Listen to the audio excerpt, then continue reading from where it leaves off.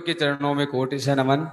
हे गुरुदेव, इस बार आपके परम पावन सानिध्य में अभी आगामी जो रक्षाबंधन पर्व आ रहा है, गुरुदेव इस रक्षाबंधन पर्व का जैन आगम में क्या महत्व है और इसको हम कैसे मनाएं, मार्गदर्शन करें। जैन दर्शन में एक ऐसा श्रमण संस्कृति पर्व है जिसको लोगों ने एक लौकिक पर्व मान लिया, एक भाई बहन का पर्व होकर रह गया। जैनागम में भाई बहन के पर्व के रूप में कोई चर्चा नहीं, कहीं कोई चर्चा नहीं। रक्षाबंधन एक पेवर शुद्ध धार्मिक पर्व है जिसका सीधा धर्म से संबंध है, और संक्षेप में यही है कि लोग इसको सब भूलते जा रहे हैं। सब 90% लोगों को मालूम है कि रक्षाबंधन भाई बहन का त्योहार है। बहन भी यही मानती है, राखी का इंतजार भाई भी यही करता है, लेकिन इसका आगम में शास्त्रों में कोई कथा कहानी नहीं। ये सब कहीं से तुम संस्कारित हो। वास्तविक रक्षाबंधन जो है इस श्रमण संस्कृति पर्व कहलाता है। इसको मैं 8 दिन मनाता हूं, एक दिन नहीं मनाता। श्रावण सुदी अष्टमी से हमारी श्रमण संस्कृति का काला दिवस शुरू होता है।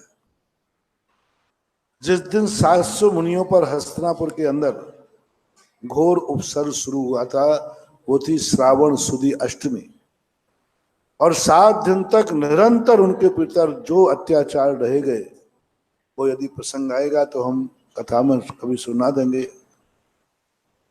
और जब पूर्णमासी के दिन विष्णु कुमार महाराज ने कितना बड़ा त्याग किया कि अपना मुनि पर छोड़ दिया, मुनियों की रक्षा के लिए केवल ज्ञान छोड़ दिया। इन मुनिराजों ने 7 दिन तक निरंतर उपसर्ग सहन किए। सन 1900 लगभग 98 में मैं सीकर में था।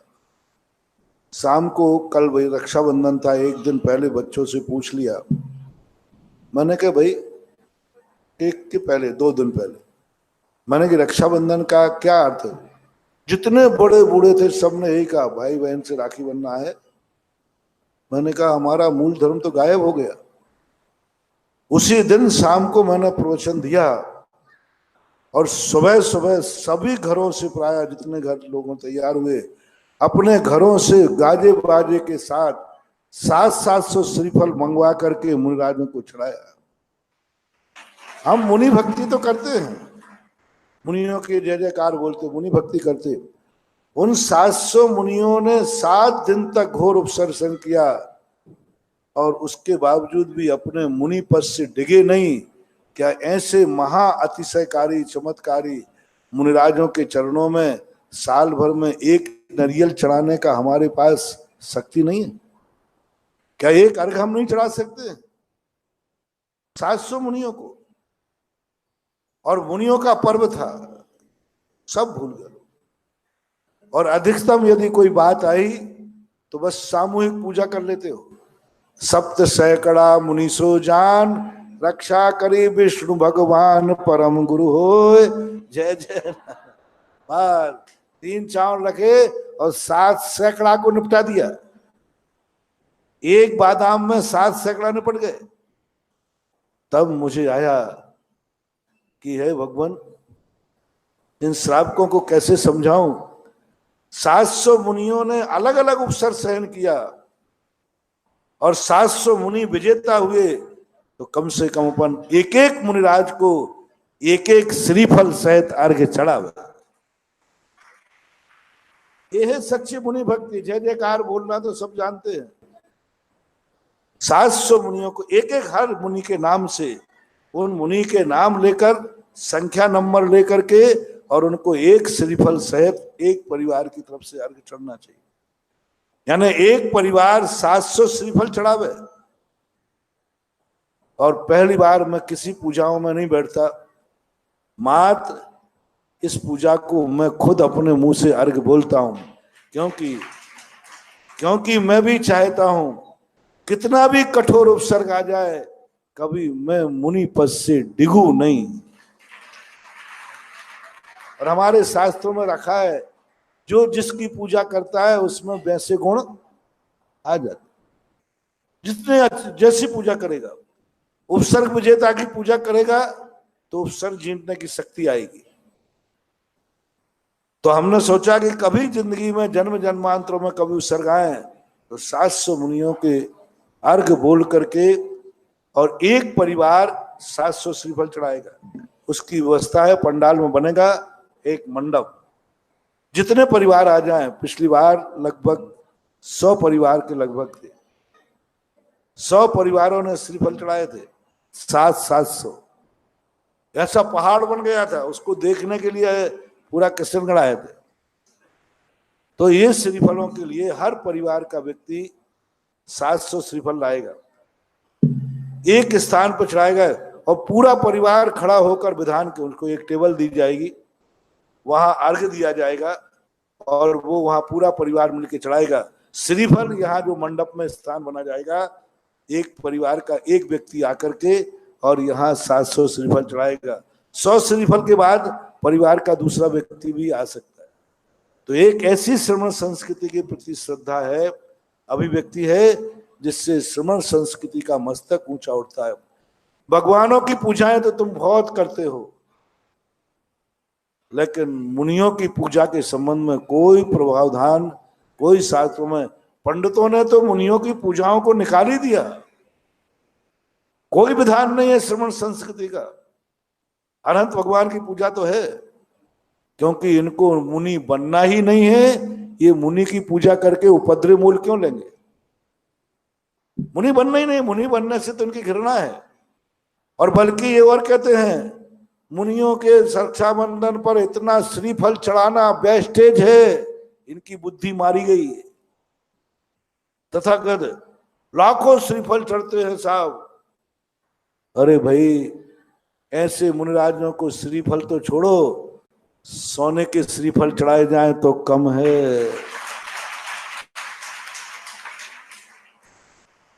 मोतियों और हीराओं के ढेर लगा जाए तो कम है। लेकिन बुद्धि अपनी अपनी है। ऐसे पंडित, ऐसे स्वाध्याय बंधु कभी रत्नत्रय नहीं ले पाएंगे। इनके चारित्र लेने की भी शक्ति नहीं आएगी। जो मुनियों को अर्घ्य चढ़ाते समय उनके मन में ये भाव आए कि लाखों श्रीफल व्यर्थ हैं, ऐसे लोग कभी भी 2 प्रतिमाएं भी नहीं ले पाएंगे। शक्ति नहीं होगी, उनके शरीर में ऐसी ताकत नहीं होगी कि वो व्रत पाल ले। क्योंकि हमें जो शक्ति चाहिए है, हमें उसकी पूरी ताकत लगा करके आराधना करना चाहिए। मैं आप लोगों से सदा कहता हूं, आपको जिस क्वालिटी की शक्ति चाहिए उस क्वालिटी का दान दो।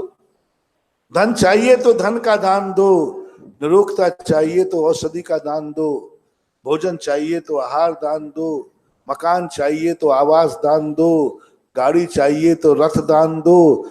जो जितना चाहिए। एक्सीडेंट से बचना है तो किसी ना किसी तीर्थ क्षेत्र पर एक गाड़ी दान करो। मैं तो सदा कहता हूं, ट्रांसपोर्टरों के लिए हमेशा कोई ना कोई तीर्थ क्षेत्र पर एक वाहन भेंट करना चाहिए जो धर्म के काम आवे, जो धर्म के मात्र काम आवे। और जैसे मान लो जो तीर्थ यात्रा वगैरह कराते हैं, ये भी होती है अपनी गाड़ियों के द्वारा किसी व्यक्ति को तीर्थ यात्रा कराना। गाड़ी करके हम 2 बसों को सम्मेद शिखर जी ले जाएंगे, ये बहुत बड़ी पुण्य की बात है। ऐसे लोग कभी एक्सीडेंट से मौत को प्राप्त नहीं होते। ऐसे लोगों को ऐसा पुण्यबंध होता है कि कभी एक्सीडेंट हो भी जाएगा तो गाड़ी मिट जाएगी, लेकिन उनका बाल बांका नहीं हुआ, क्योंकि उन्होंने अब एक बार गाड़ियों से लोगों को यात्रा कराई थी।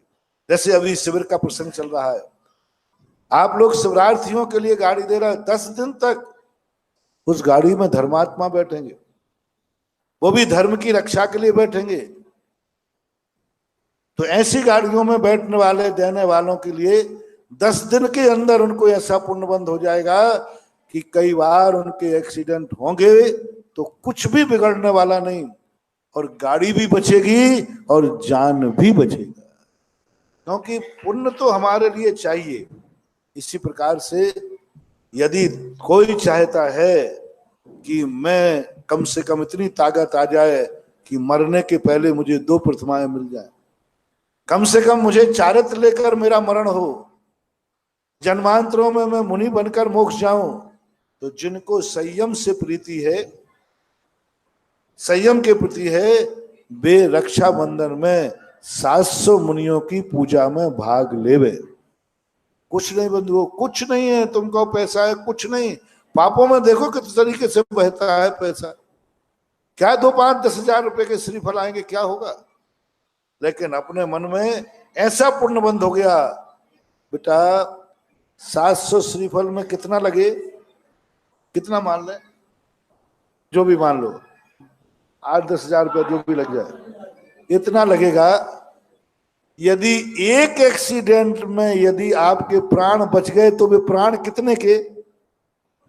जल्दी बोलो ना, वो प्राण कितने के? उसकी कोई कीमत नहीं। पैर टूट गया तो 10 हजार नहीं, 2-5 लाख तो पैसे ही। पैर जुड़ने में टूट लगेंगे और उतने दिन तुम व्यापार नहीं कर पाओगे, वो हानि। क्योंकि पैर टूट गया, हाथ पैर टूट गया, तो अब डॉक्टर लाखों ले जाएगा।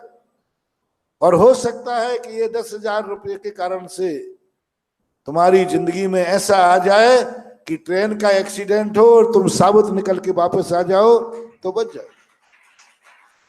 ये सब अपनी श्रद्धा और भावनाओं के ऊपर आधारित होता है। शास्त्रों का स्वाध्याय करने वालों को ऐसा नहीं लगता, लेकिन जिनके कागजी और नकली स्वाध्याय होते हैं उनको लगता है कि ये सब में क्या है, ये द्रव्य चढ़ाने से क्या होता है, ये अर्घ चढ़ाने से क्या होता है, भगवान के ऊपर लोटा ढालने से क्या क्या होता है। उनको हर क्रिया व्यर्थ दिखती है। ये मूर्ख लोग कहलाते हैं, पढ़े लिखे मूर्ख। और जो होते हैं वो ये कहते हैं, भगवान आज मैं नारियल चढ़ा रहा हूं, मुझे इतनी शक्ति दे दो कि हे गुरुदेव, हे 700 मुनिराज, एक दिन में सोने के नारियल चढ़ाकर तुम्हारी सेवा। तुम लोग तो ये विचार करते हो, जब महाराज यदि मैं कहूं कल से सब सोने के चावल लाओगे, काहे के? तो तुम कहोगे महाराज जी आप बिल्कुल बेस्टेज।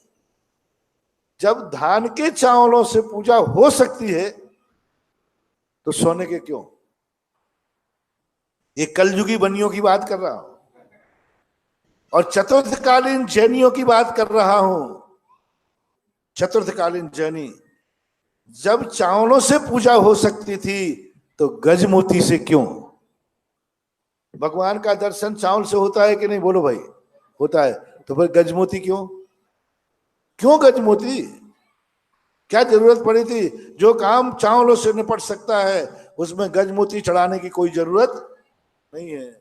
तो जैनी तो ये भाव करता है कि हे भगवान, इन मुनियों के लिए लाखों नहीं, संसार के लाखों लाखों रत्न भी चढ़ाए जाएं तो भी कम है। उनको पुण्यबंध होता है, उनके अंदर व्रत लेने की शक्ति आती है, नहीं तो व्रत नहीं ले पाओगे। इसलिए जो जो मुनि भक्त हैं वे रक्षाबंधन के दिन अपने घर से लावे, नहीं तो कमेटी व्यवस्था कर देवे। 700 अर्घ चढ़ेंगे, 700 श्रीफल चढ़ेंगे एक परिवार के लोग। हाँ, उसमें बदल बदल के चढ़ा देंगे, बात अलग है। और पूरी द्रव्य बराबर 700 अर्घ, मान लो तुम्हारे 5 परिवार हैं तो 7 पन्ना 3500 अर्घ हो गए।